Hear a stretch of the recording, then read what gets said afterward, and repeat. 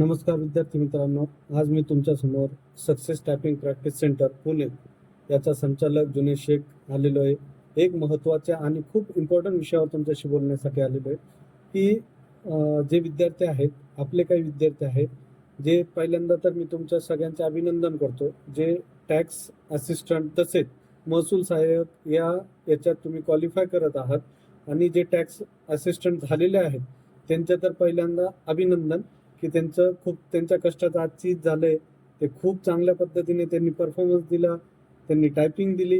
Typing नंतर त्यांना जे यश मिळालं ते खूप चांगलं आहे की ज्याच्यामुळं तुमच्या येणारी पिढी जी आहे ती सुधारणार आहे. खूप चांगल्या पद्धतीने आता बाकीचं वर्क होत आहे. बट आता काही गोष्टी अशा आहेत की ज्या तुमच्या समोर मांडणं खूप गरजेचं आहे.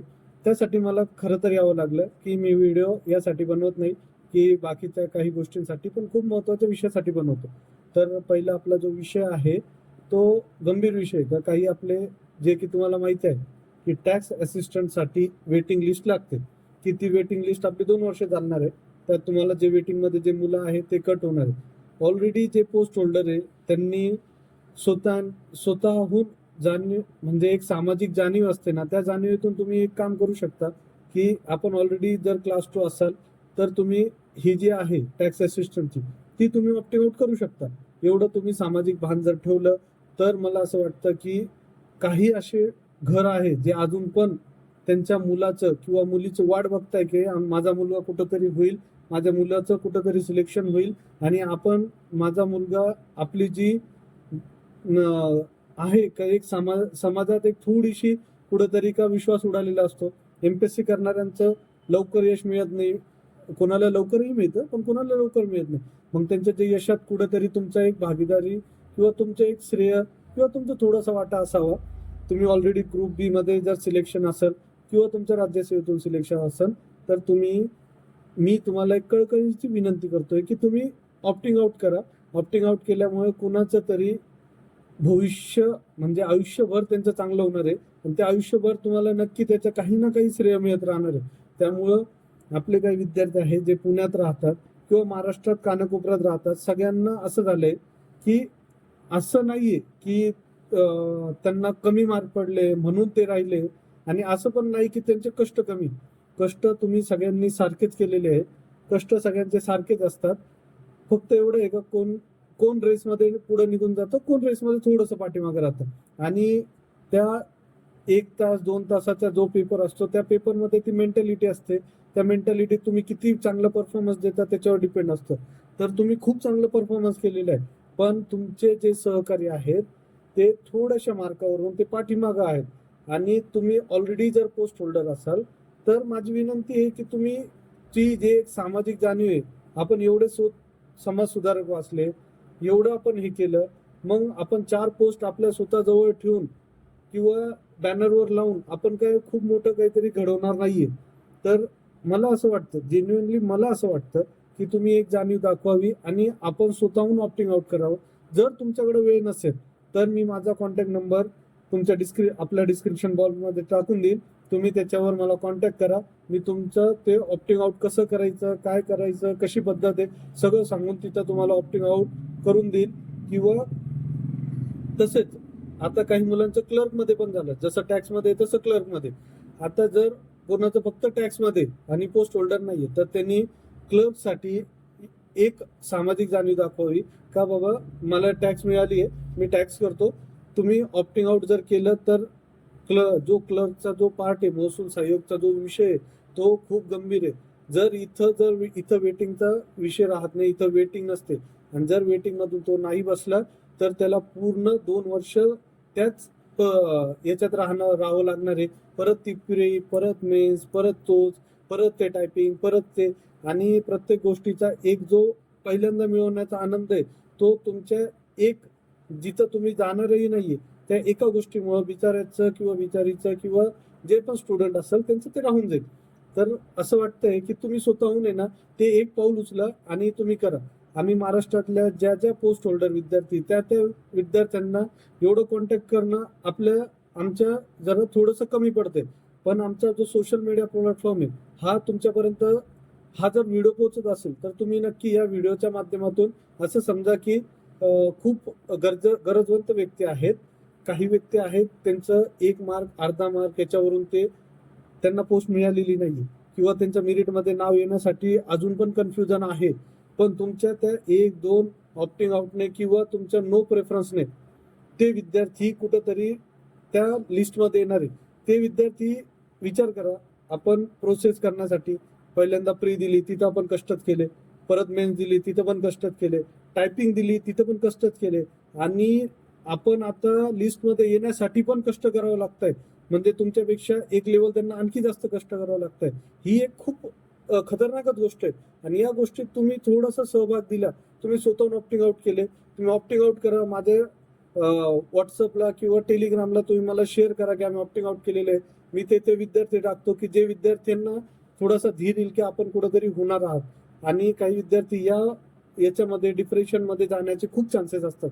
आणि याच्यातून आपल्याला आपला सहकारी जर चुकीचा मार्ग गेला तर आपल्याला ते बरं, तुम्ही तो दुःख वाटेल काही दिवस, पण त्याच्या घरच्याला आयुष्यभरासाठी दुःख वाटत असतं की आपला मुलगा किंवा मुलगी एवढं खराब फेजमधून आहे.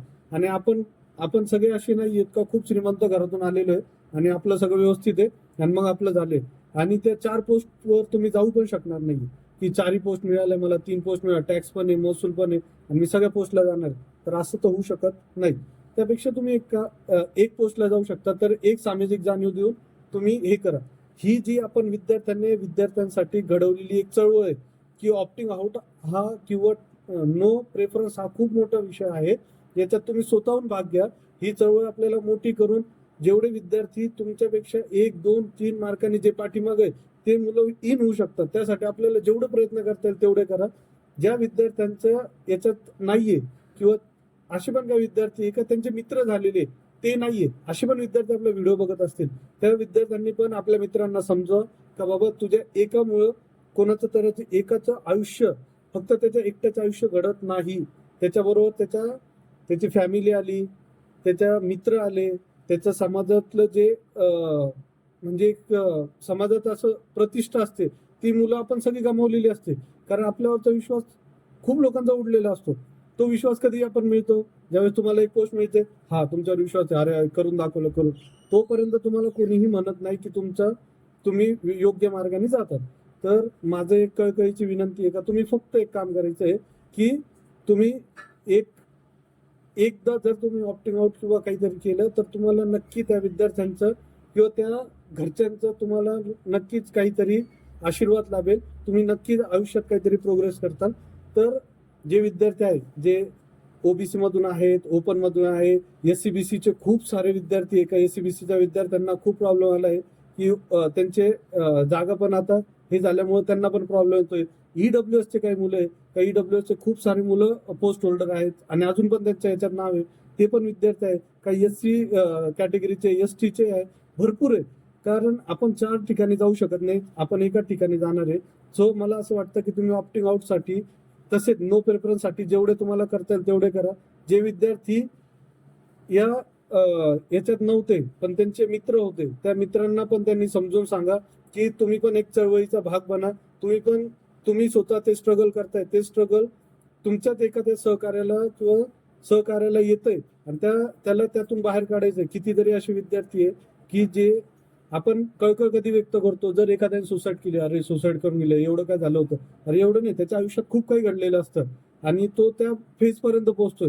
आपण असे काही तिथपर्यंत पोहोचून द्यायचे नाही. आपल्याला त्या विद्यार्थ्यांना या प्रवाहात ठेवायचंय आणि त्यांना पण त्यांचं आयुष्य घडवण्यासाठी आपण फक्त एक छोटीशी तुम्ही नक्कीच, तुम्हाला आज क्लास 2 मिळाली आहे, तुम्ही टॅक्स मिळाली आहे, तर आपण क्लर्कची जागा खाली करून देऊ शकतो की जेणेकरून जे विद्यार्थ्यांना खूप गरज आहे ते विद्यार्थी तिथं होतील आणि नक्कीच तुम्हाला याचा फायदा होईल.